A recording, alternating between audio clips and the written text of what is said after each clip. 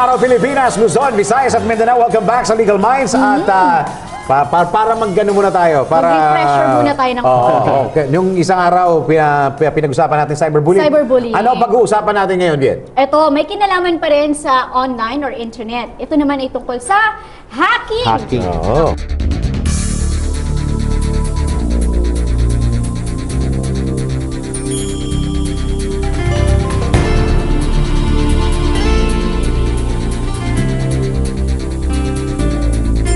Maraming ang nagkakaproblema dito, lalo na yung mga celebrities, ha? Well, lalo na Comelec. Exactly, katatapos sa eleksyon. Lalo na sila Comelec. dyan. Tapos parang nung na-hack, sabi nila, okay lang yan. Hindi naman kami. Wala daw yan. Okay. Pero totoo yun, di ba? Lumabas yung mga yung datas, di ba? Oo, na mga voters, saan silang precinct. May mga artista pa nga doon, tapos nag-confirm sila na yun talaga yung yung address nila sa bahay. Delikado Yung kanilang yan. mailing address. Yan. Pati email address, yun talaga. Kasi kompleto yan eh. Pag tinanong ka ng identity mo for a voter, talagang lahat yun ilalabas mo. Grabe, di ba? Tapos sabi niya, parang okay lang, di ba? Oo, wala lang. Actually, parang nakalimutan lang agad. Eh. Kinalimutan pala, hindi pala nakalimutan. Parang ganun. Ganun lang. Wala, nakalipas na eleksyon, walang nangyari. Oo. Kaya sabi ko, di ba, nung kausap natin si Boy Gonzales, diba? Dapat kasuhan din ng Comelec, yung mismong may hawak ng website ng Comelec. Oo, kasi yung security niya, ganun na lang kahina para mapasok Saka may ng mga taong hackers. nag-confirm na totoo talaga yung mga nilabas. Oo. Marami actually. Kasi hacking kasi, for example, hacking. Ano yung ibig sabihin ng hacking? Ninakaw yung signature mo. Yung signature, for example, bank. Yes. Parang forgery. This is online forgery. Forgery yan? Forgery yan. Parang fino-forge yung perma mo. That's why in every account, for example, Facebook account mo, email, yung password is your signature. It means dapat ikaw lang ang nakakaalam niyan. Correct. Huwag mo sabihin sa asawa mo. Ay, teka muna. Malaking gulo yan. Actually, napalingon ako kasi. Attorney, Alam mo, asawa niya yun. Alam mo, pobre niya yan. Hindi pwede magtago pagdating sa password. Dahil wala. Pag-usapan mo na. May ano ba yan? May kaso ba yan, attorney? Pagka hinihingi sa iyo Hindi, kasi password? Sandali muna. Ikaw may FB ka eh. Yes, Di ba, yes. attorney, di ba? So yung password mo sa'yo lang. yes, kasi that is your signature. Hindi mo. Hindi pa pwede yun. Hindi binibigay sa asawa. Hindi binibigay sa asawa. Hindi, sa'yo lang yan. Kasi sa akin, it's all shared. Yes. Kasi alam Kung niya yung ano sa password kanya. ko, alam ko rin yung password niya. Yan. And sometimes it's good. Why? Kasi hindi talaga ako, minsan, hindi ko na-check talaga yung mga nasa Facebook ko. Oo, siya yung Tapos taga-check. may mga May iba. mensahe doon na hindi ko talaga, ako kasi meron akong ugali na masama pagdating sa messages ko. Minsan mabilis talaga ako magbasa. Oo, yung iba, na-overlook mo Oo, na. minsan yung intro, yung gitna, hindi na masyado importante. Napupunta ako sa bandang dulo. Nakukuha ko kagad yung message. Tapos pag nasasabihin nung wife ko, ba't hindi kasama dito yung ano? Kasama ba? Oo, hindi ko nagbabasa. Sabi niya gano'n. Yung na-jump mo na. Hindi sa kinukonta kita, attorney. Ngayon, nung sabi, oo nga. Di ba? Well, sa ibang pagkakataon na lang natin pag-isabi. Hindi, kasi ang ibig sabihin kasi ng password is your signature. Okay. Ang Personal. Yes. It's personal. Ang tanong, kaya ba ng asawa mo yung perma mo? Ganun lang yun eh. Same lang yun eh. Okay. Kaya ba ng asawa mo yung perma mo? If kaya, pagdating naman sa FB, wala namang pirma yan, attorney. we are not talking of FB. We are talking of the entire cyber world. Okay. For example, your website. If you have your own website, dapat ang nakakaalam niyan, isa, dalawa, tatlo. O ikaw lang mag-isa. Same also with your password sa banking. Banking laws for banking, online banking. Same also with Facebook or anything. Well, signature, it's personal eh, di ba? That is your personal. Personal. Kasi the more na maraming nakakaalam, yung privacy mo, yung security mo, it is at risk. Pero attorney, it doesn't matter if you give your password dun sa pinagkakatiwalaan mo. Wala namang problema, but ang tanong dyan, yung negligence. Hindi, nagtatanong lang ako. Negligence yan. Negligence. So, Oo. kumbaga parang... Hanggang boyfriend ba yan, Ator? Dapat ba pagka-boyfriend hindi kasama? Hindi ka pwede asawa eh. Oo, hindi Paano na pa pwede boyfriend? asawa eh. Okay lang, hindi ako guilty dyan, attorney, kasi akin personal pa rin. Kasi, Hindi ka pwede asawa eh. Tigas-tigas ng ano ni the more na maraming nakakaalam, yung risk mo, yung security mo is also at risk. The more na risky yung security mo. Yun yan eh. For example, yung asawa So mo, would you recommend joint account? joint account, okay yan. Kulang problema yan kung 100% sure na kayo. Kasi, marami Napaisip ako.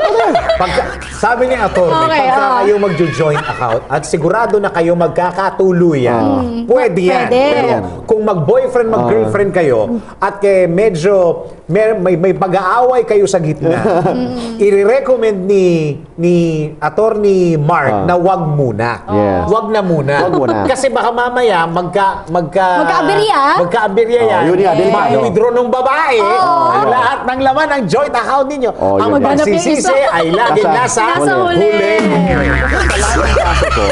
Lahat ng mga cases po, family cases. Okay? Family cases Oo. lalo na sa mga OFW. Lahat ng mga mag-aasawa nag-aaway because of money. And most of them may joint accounts. This is based on the Talaga? statistics. This is not my personal opinion. OFW sa Yes, OFWs. Lahat na may mga personal joint accounts, mostly 95%, yun ang nag-file ng annulment. Yun ba karamihan ng mga mo, attorney? Yun, mostly. Client. That's why suggestion ko, huwag kayong mag-joint account. Kaya siguro yung iba nagkakaroon ng prenuptial Kung agreement, ayaw attorney. nyo magkahiwalay, huwag kayong walang joint accounts. Mas Ano okay. ulit? It's about money eh. Kung ayaw nyo, Kung ayaw nyo maghiwalay, dapat walang joint accounts. kung ayaw nyo maghiwalay, Nothing to talk about. dapat walang... So parang nagiging issue siya. Yan ang naging issue. Parang wala nang argument. Walang for argument. it. Anyway, in law kasi, under 1988 Family Code ng Pilipinas, ano yung kinikita ni lalaki? 50% doon kay babae. So kahit na walang joint account, may share din pala, share pa rin si lalaki, si babae. It's in the law. It's in the law. It's in the law. Nandun na yun. Ako, 50%. Oh, 50%. Ako, I'm going against the law. Oo, You're illegal yung giving- ginagawa ko kasi sa akin 100. 100%. Kasi walang choice. O talagang it's voluntarily. Tapos, hindi ito, hindi ako pinilit na asawa ko. It's voluntarily given. It's love. It's love. It's love. It's love. Well, So hindi- I'm going against the law. It's Hindi, not kasi 50%, I'm 100%. Hindi yung joint account, hindi na kailangan.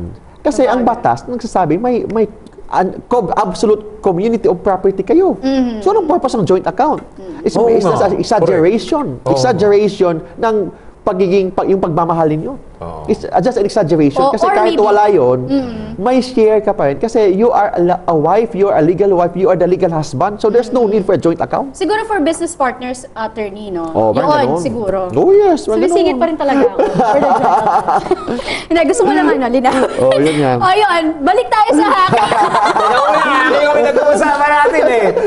Hacking tayo, hacking. Alam mo, kanya-kanyang sitwasyon siguro yan. Correct, Kanya-kanyang correct. siguro sitwasyon. Yan yung sinasabi ko, it's not my opinion, ha? Oo, kasi- This is based on statistics. Yes, statistics kay... Studies yan. Saka hindi, yung mga nagiging kliyente mo, yun talaga ang kaso. Yes, Ay, nandyan na mostly. yan eh. Mostly, Mostly. pera talaga Yes. pinag-uusapan. And joint accounts, yung pinag-awayan nila. Tingnan mo. Mostly, yung mga nanonood sa atin, lalo na sa Facebook na papanood nyo kami ngayon, siguro, pag-isipan nyo rin yung sinasabi ni attorney, baka nga Baka magkaroon. hindi pa pwede. Wag na muna. ganun. Oo, eh. Or wag na lang totally. Lalo na pag mga first 5 years pa lang marriage or first 5 years pa lang mag-boyfriend, mag-girlfriend, problema yan. Ay, 19 na ako eh. Nakalampas na. Ilang 19 na ako, taon. attorney. Kaya okay na Okay na yun, ako. okay na yun. 19 years na kami, 19 years. So okay na ako. Stroke Okay na na yan, yan. okay na yan. Ganda ng foundation. Suntahan natin yung hacking. Oo.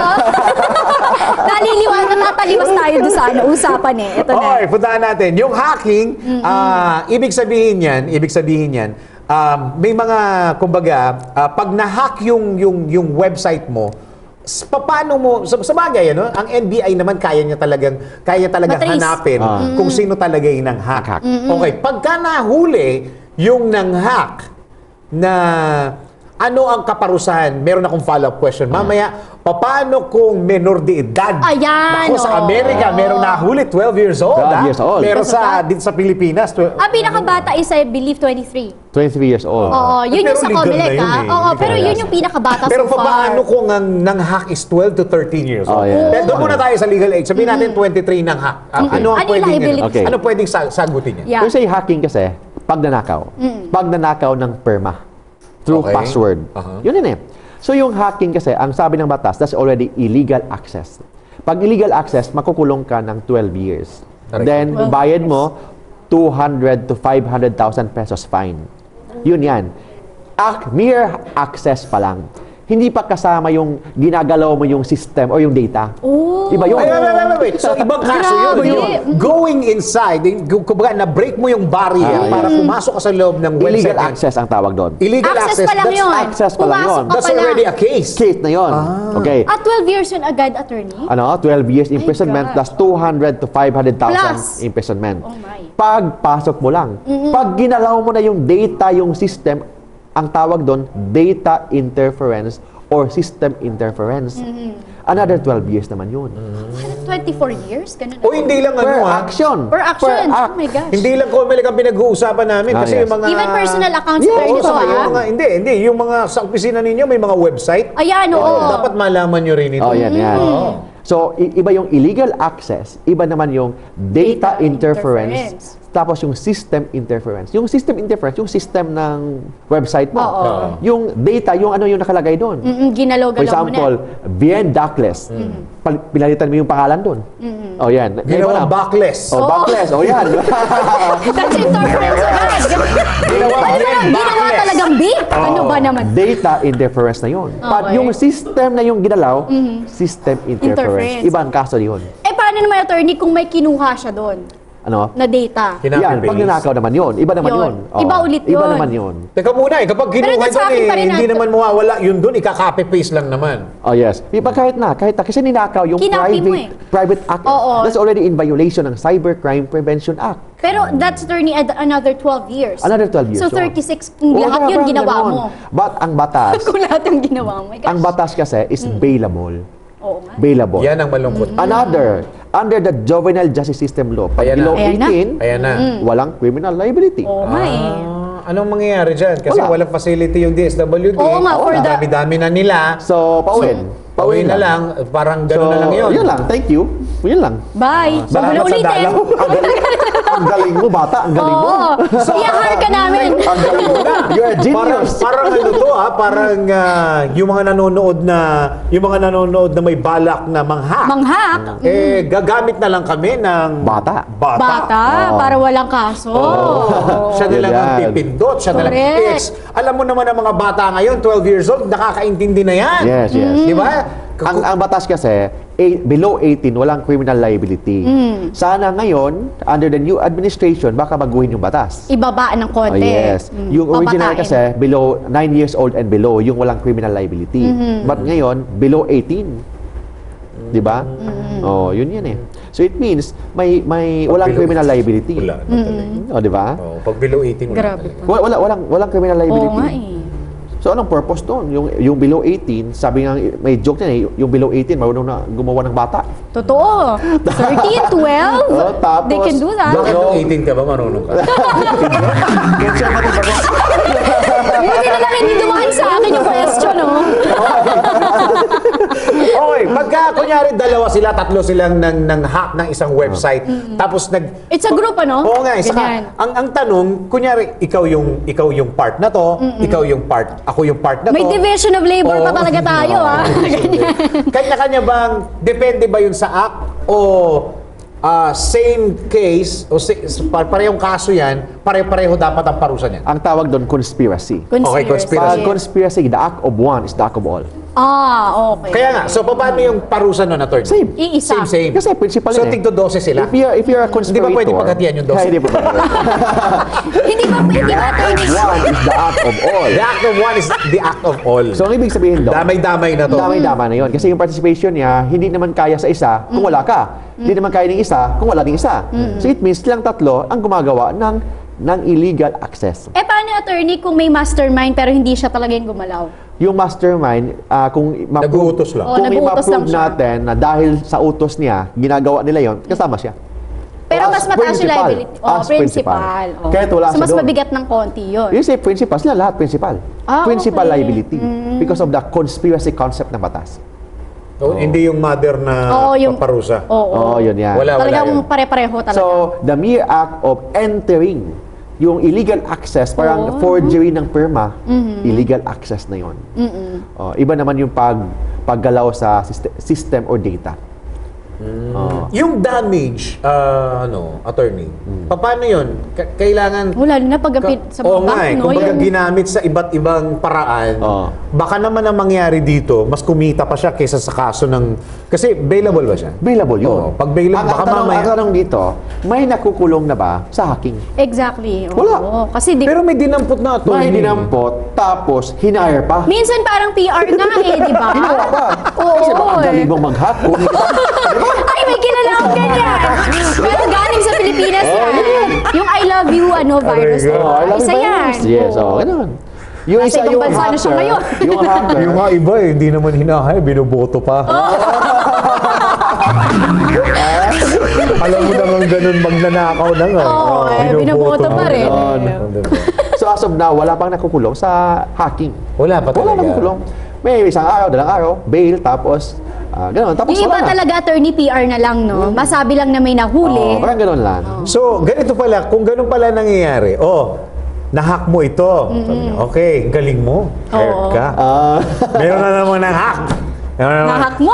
Nahack mo. Galing mo, hired ka. Oh, hindi ka dito kaya sa grupo. So, ibig sabihin ng attorney, ito usually kasi Anonymous Philippines yung Oh, yes, madalas yes, na yes. gumagawa ng ganitong hacking. Wala silang wala talaga. And Pwede sila makatakas normally, yung mga hacker na yan, wala yan sa Pilipinas. Possible wala yan dito. Wala mo talaga. Possible wala dito yan. Oo nga. At pag ganun, attorney, wala criminal liability. kaso. Walang criminal liability. Oo, kasi kanina yung pinag-usapan Yes, natin. criminal laws are territorial in nature. Yun yan. Kung hindi dito ginawa, Wala. Yun yan. Bye. That's why Yung damage na nagawa. For example, nakuha ko yung data from the website of VN, tapos na ibenta ko siya. Baka mamaya mas kumita pa ako. Yan.